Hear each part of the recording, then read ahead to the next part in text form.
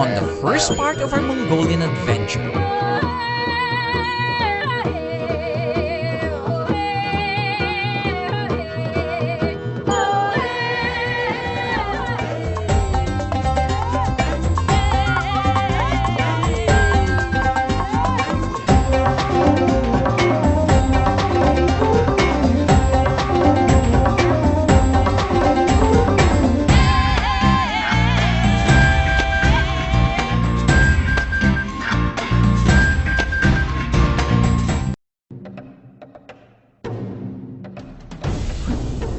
It was time to leave the South Gobi and venture northwards to our second launch site by the Ongi River in Dungovi province. It would be a 6-hour drive over rough terrain, and we would need all the luck we could get.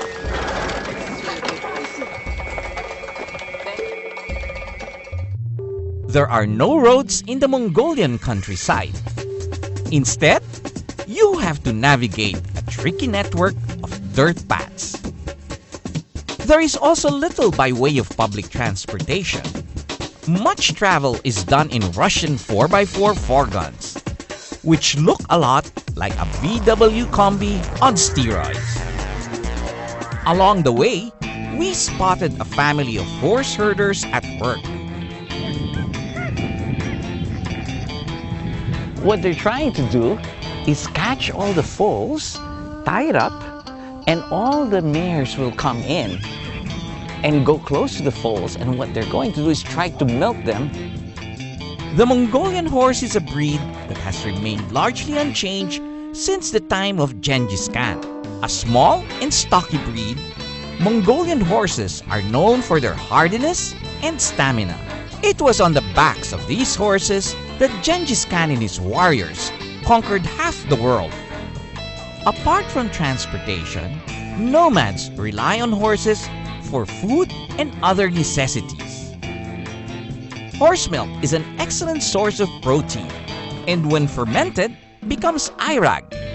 Here, the nomads are rounding up mares to milk them. Thought I'd try and give them a hand. This was a hard enough task, but things became a lot more difficult when a rogue stallion suddenly appeared. It quickly became a standoff between the intruding stallion and the herd's alpha male.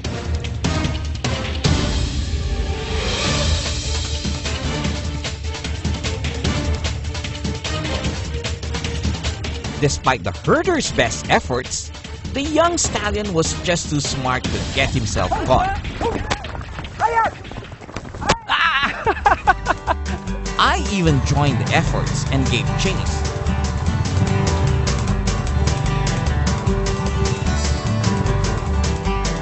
Come on, go.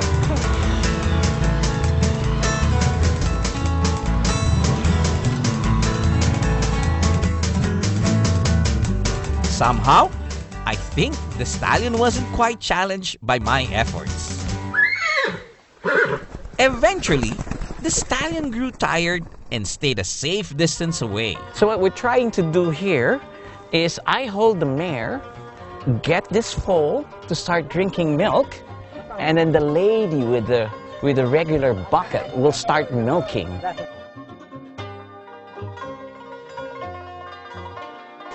This is great.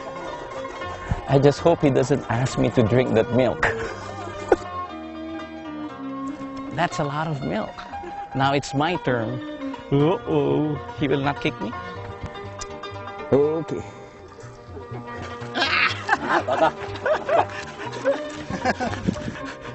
I can't seem to get the milk out of the teat. That's his hard work. Uh-oh, I knew this would happen. I'm very full. I'm very full. Where's my translator? Oh no. Okay, I do it for you. Mare's milk. Oh no.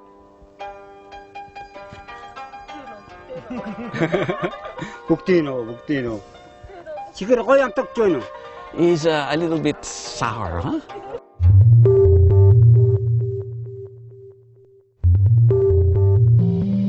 As we drove deeper into the Gobi, the landscape took on an alien appearance.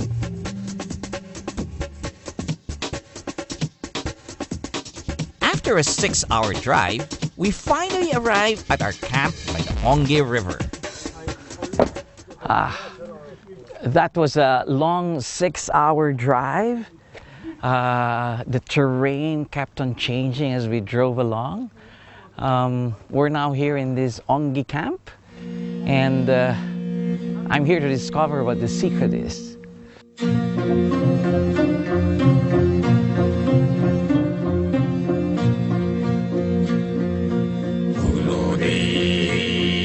A stone's throw away from our camp is the Onging Kid, formerly one of the largest monasteries in Mongolia.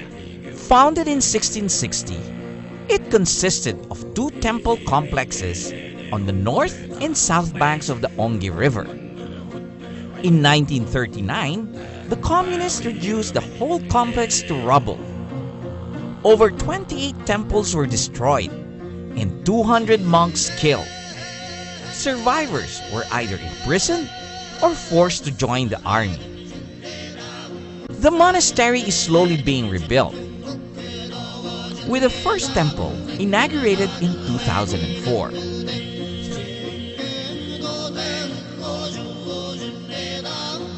A stupa has also been reconstructed, with a commemorative plaque bearing the names of those killed in 1939. Back in the camp, the guides treated the balloonists to some traditional Mongolian music.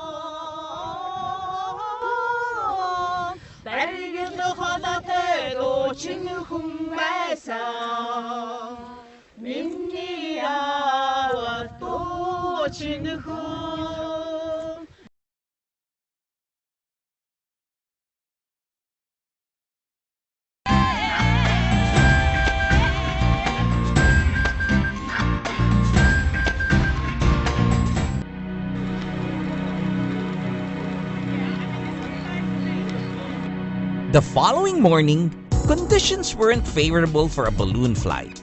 With the flight cancelled, I decided to climb one of the surrounding hills to get a lay of the land.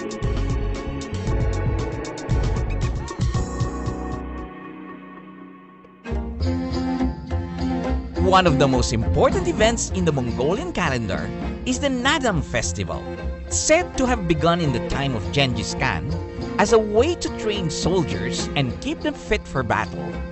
It encompasses the disciplines of archery, wrestling, and horse racing. Children from 5 to 13 are chosen as jockeys. While they are an important component, the race is really meant to test the skill of the horses. We were lucky to come across a group of racers on the way to the starting line. This is pretty much what you would have seen 1,000 years ago. The unforgettable sight of these Mongolian kids galloping across the steppes gave me goosebumps. So we're here in the starting line. They're gonna let them go very shortly. This is another 22 kilometers. They've been riding for 22 kilometers already. And these are kids, young kids. Here they come.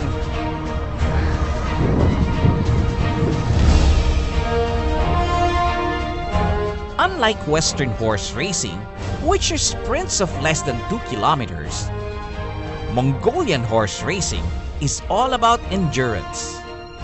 Races take place on courses that are 15 to 30 kilometers long. Mongolians are considered some of the best horsemen on the planet. Many of them learned to ride at the tender age of 3 years old. Events such as the Nadam horse races ensure that this tradition lives on. At the finish line, the first riders start coming in. So here are the guys, still at it, with a good fighting spirit, huh? Mongolian horses are trained to finish races, even if the rider has fallen off. Now, where does he go? I think this is a great race. I mean, everybody's helping out each other, and it's so amusing to see everybody in their national costume, waiting for their kids and cheering everybody. How old is he? Wow. 8. He's a short 8 though, huh? So I think one thing good about this is that you can be an ordinary farmer or a horse breeder in the Gobi Desert somewhere, and you can still be a part of this. I also had a chance to meet with the governor of Dungovi province and the race organizers at the finish line. A Mongolian custom is to exchange snuff bottles upon meeting. Thank you. The snuff bottle, called kurog, is passed on to guests, and one takes a whiff of the tobacco contained within. The winning horses and their jockeys were then paraded into the town stadium.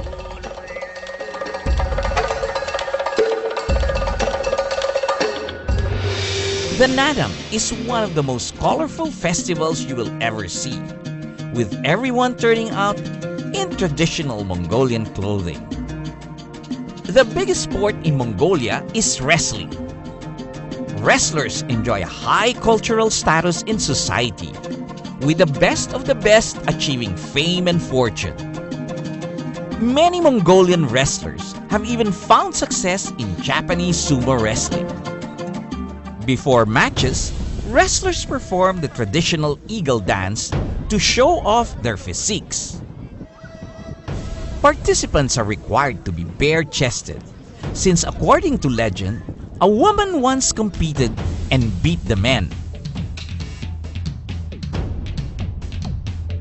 The objective is to get your opponent to touch his upper body to the ground. There are no weight or age classes in Mongolian wrestling. Successful wrestlers have a sazul, or coach. During a match, a sazul holds the hand of his wrestler and gives him encouragement and motivation. Coming up next on Asian Air Safari. Good, good. Good, good. Good.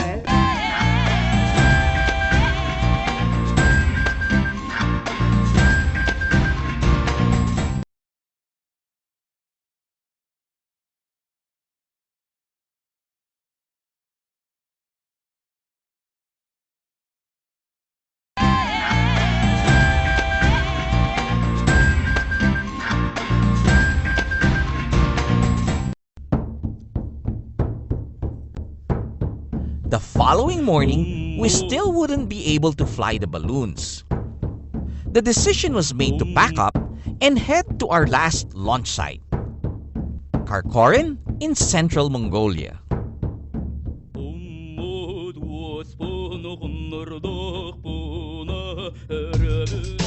The 6-hour drive saw us leaving the barren landscape of the Gobi to the lush grasslands of Mongolia. This and the sea of rolling green is what most travelers come to Mongolia for. Mongolia has one of the last truly nomadic cultures in the world. These nomads and their herd animals move several times a year in search of the best grazing land. With Mongolia's harsh winters, it is not an easy way to make a living. But for now, with the sun and blue sky over us, and these friendly nomad kids coming to greet us, it seems like a slice of heaven. When this little girl saw I was interested in horses, she offered to lend me hers to ride. Out here on the breathtaking grasslands, on a sturdy Mongolian horse with my newfound friends, this was the Mongolia that existed in my dreams. I've found new friends here. It's a lot of fun riding with them. We can't communicate too much, but just the smile alone makes me feel that we understand each other. Nearby was the family's herd of yaks. I want to run and grab that baby yak. I think I can handle that one. But the mother is there. She's trying to grab the other yak for me to ride.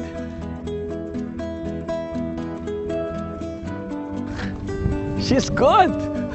The yak is special because of the milk that they produce. They have excellent milk, and of course they use the fur as well. Sometimes they intermix or interbreed with cows, and they have some of them over here. But basically, the yak lives in the mountains and very sturdy in the mountains.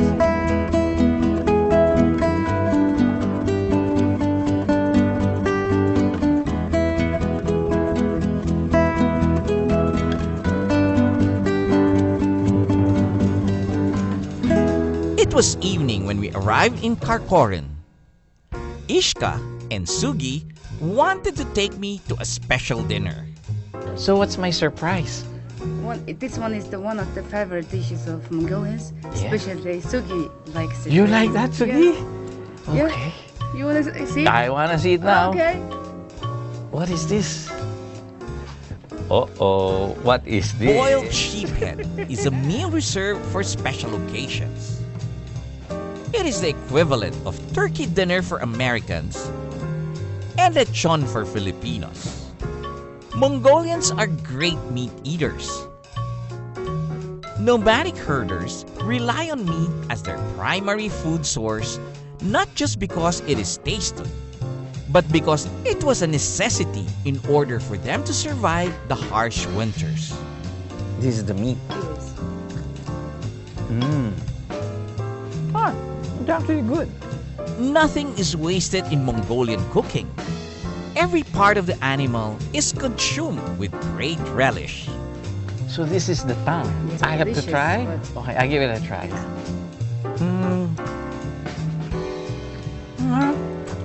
It's not so bad. Eyeballs. Eyeballs, Oh yeah. my god. Oh, so this is the eye. Eye itself. It comes out from here. Yeah. And here we Okay, go. good, good, good. Good, good. Good. Bad. Good is not right word. Delicious, wonderful. Delicious. After the memorable meal, I had a chance to watch traditional Mongolian throat singing at its best.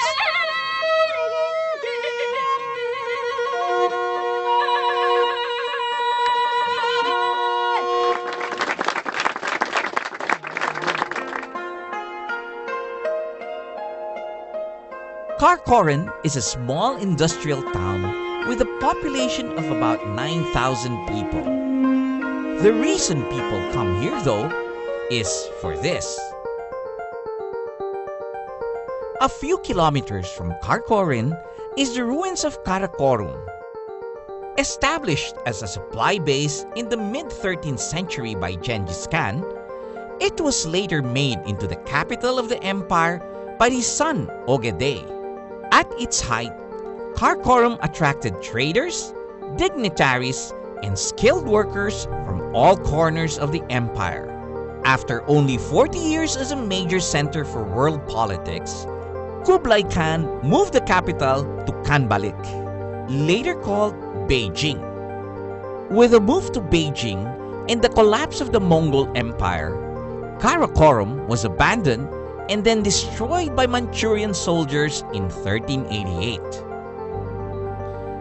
On the site of the ruins, the Erdensu Monastery was built in the 16th century. Today, we would be making history by being the first to launch balloons from the site of the ancient capital. It's the first time a truck will come in. This is a smaller truck, so it's fine. But the second truck won't fit, so we'll have to find a solution how to bring in the balloons into this monastery. We would be flying with Ali. She is an expert pilot with close to 2,000 flying hours under her belt.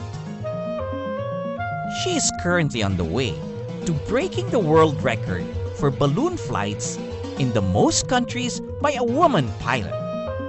She has flown in 60 countries. Her husband Phil holds the men's world record at 110 countries.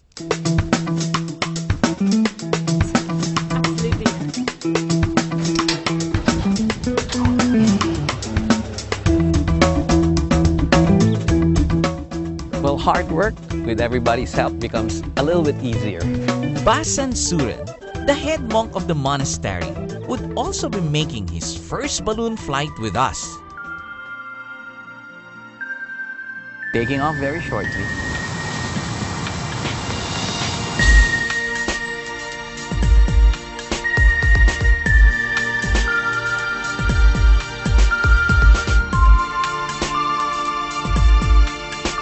Well, we're up in the air.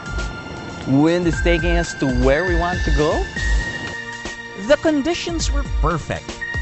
Clear blue skies, hardly any wind, and the rolling plains of central Mongolia beneath us.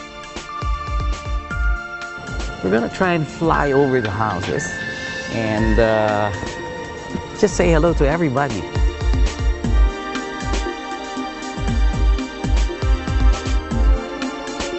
The problem is we don't know how to say hello in Mongolian. Oh, it's a Sambanu. Sambanu.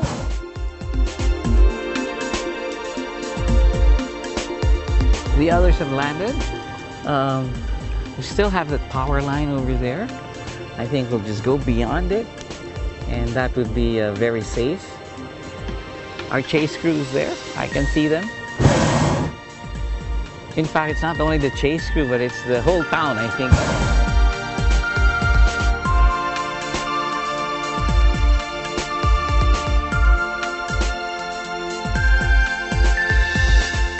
It seems like the entire town came out to greet us as we landed.